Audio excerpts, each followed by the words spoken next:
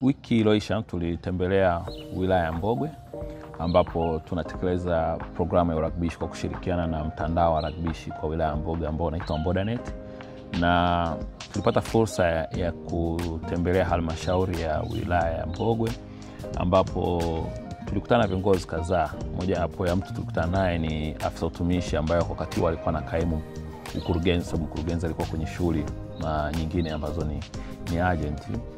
Na jambo moja ambalo afisa utumishi Bwana Emmanuel Manyonya alitueleza ni kwamba bado kuna maeneo katika wilaya hii ya Mbogwe kuna changamoto ya ushiriki wa wananchi katika maamuzi mbalimbali, hasa mikutano ile ambayo ingeweza kutoa maamuzi yanayowahusu wao wenyewe. Kwa hiyo bado kuna changamoto kubwa, na ili kupitia uragbishi tumeliona, na ni mojawapo ya maeneo ambayo kwa vile vijiji ambavyo vinatekeleza uragbishi ambavyo tumeweza kuona kwamba ushiriki umesaidia sana katika kuchagiza maendeleo katika maeneo hayo. Kwa mfano huku Mbogwe tunatekeleza uragbishi kwenye vijiji 15, na katika vijiji hivi tumeona kwamba ni mojawapo ya maeneo ambayo ushiriki wa wananchi upo vizuri, na ambapo mwanzoni changamoto ilikuwa kwamba viongozi wakitisha mikutano wananchi hawajitokezi, au wakati mwingine wananchi wakidai mikutano viongozi hawaitishi mikutano, na hata mikutano ikitishwa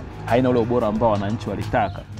Unakuta wananchi labda ajenda yao kubwa wanataka labda kusomewa mapato na matumizi, viongozi wanapiga chenga, wanaitisha tu vikao vingine vile vya tasafu, mikutano mingine, lakini ile mikutano ya robo mwaka ambayo ndo wananchi wanaisubiria waweze kujua hatima ya aidha michango au fedha au taarifa ambazo zilizokuwepo, inakuwa inapigwa chenga, au wakiitisha wanatoa taarifa za mapato na matumizi kwa ujumla ambazo haziwasaidii wananchi kufahamu kwa uhalisia kwamba ni kiasi gani kimepatikana, kiasi gani kimetumika na kimetumikaje. Kwa hiyo inakuwa sio taarifa ambayo inawawezesha wao kushiriki. Lakini kupitia uragbishi tunaweza kuona kwamba masuala haya yamefanywa kazi, kwa sababu mojawapo ya malengo ya uragbishi ni kuunganisha wananchi na viongozi wao katika kuboresha utawala katika ngazi ile ya msingi. Kwa hiyo unakuta kupitia uragbishi wameweza kushirikiana na viongozi kuandaa hii mikutano ya robo mwaka, wananchi wakihamasisha wananchi kushiriki, wananchi wanashiriki kadiri ambavyo inavyotakiwa, na ushiriki unakuwa mkubwa kwa makundi yote kuanzia kina mama, vijana na hata watu wazima. Na hii kutokana na hii na zile taarifa ambazo viongozi wanatoa, wananchi wanahamasika, na pale ambao sasa kupitia mikutano hii unakuta sasa kwa sababu wananchi wote wameshiriki na wote wana amani na ule mkutano, basi unakuta maamuzi yanayofanyika pale utekelezaji wake unakwenda vizuri. Na hii tuna mifano mingi katika hivi vijiji ambavyo tutatekeleza programu ya uragbishi. Tumeweza kuona kwamba kupitia programu hii, kupitia ushiriki wa wananchi na mashirikiano ya pamoja na viongozi wao, wameweza kufikia maendeleo makubwa sana. Tunaona kuna vijiji ambavyo vimeweza kutengeneza barabara za mitaa ambazo ilikuwa ni changamoto kubwa kwao. Unaongelea kijiji kama Nyikonga kwa mfano, wametengeneza barabara 14 kwa kushirikiana na wananchi na kushirikiana na viongozi wao. Unaongelea vijiji kama Ikuguigazi ambapo changamoto yao kubwa ilikuwa ni kuwa na walimu wa kike kwenye shule zao za msingi.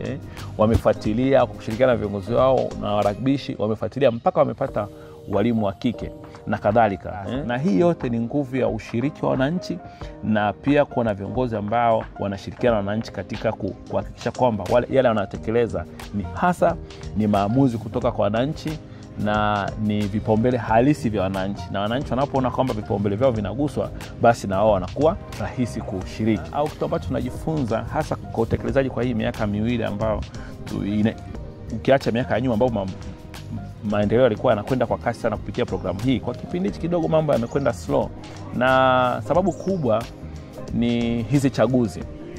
Mwaka jana tumekuwa na uchaguzi wa serikali za mitaa, na tunapokuwa kwenye kipindi cha uchaguzi wale viongozi wanakuwa akili yao yote iko kwenye uchaguzi na muda wao mwingi ni shughuli za uchaguzi. Kwa hiyo unakuta sasa mashirikiano tena na wananchi katika masuala mengine yanashuka chini kidogo, kwa sababu unakuta kiongozi anawaza, je, nitarudi tena, anaanza kuwaza kampeni, anaanza program na taratibu zile za kampeni na vitu kama hivyo. Hiyo imeisha. Mwanzo wa mwaka tumekutana na viongozi, tumewatambulisha programu hii ya uragbishi na wamekuwa excited, wameanza kushirikiana na warakbishi, lakini hapo tena umeanza uchaguzi mkuu wa bunge, madiwani na rais, ambao sasa mchakato wake unaanza mapema sana. Na kwa hiyo ina maana kwamba tayari tena wananchi viongozi hata kuitisha tu mkutano wa mambo mengine inakuwa ngumu, kwa sababu tayari wako busy na programu za uchaguzi. Kwa hiyo hii kidogo inarudisha nyuma. Lakini issue nyingine ni kwamba kuna mifumo inakuwa introduced au inaanzishwa kwenye utekelezaji wa shughuli mbalimbali za kiserikali. Mfano mkubwa ni tumeona katika baadhi ya vijiji ambapo wamepata changamoto ni mfumo kwa mfano wa NeST. Kuna vitu ambavyo wananchi bado hawajavielewa namna mfumo unafanya kazi, kwa hiyo unawakwamisha. Mathalan kwa kijiji kimoja ambacho wamechanga fedha zao kwa ajili ya kukarabati darasa, lakini sasa mfumo wa NeST unachagua sijui mkandarasi, sijui mzabuni kaja akapatikana, lakini hela walionao ni ndogo, wanashindwa namna ya kuipata hiyo hela ili waweze kukaa na mzabuni wa negotiate na vitu kama hivyo. Kwa hiyo unakuta kwa mfano kama kazi ni ndogo alafu mzabuni anapatikana wa mbali, kwa hiyo gharama za mzabuni kutoka huko kuja kufanya pale, maana kwamba gharama inakuwa kubwa sana. Kwa hiyo changamoto kama hizi of course sio kubwa sana, lakini bila kuwa na utaratibu maalum wa wananchi kupewa taarifa na kufafanuzi unawakwamisha, kwa sababu hichi kitu changamoto hii ya NeST wanasema imewakwamisha kwa kipindi kirefu, kwa sababu wamekumbana na kitu kama sintofahamu fulani na kama vile wamekwama.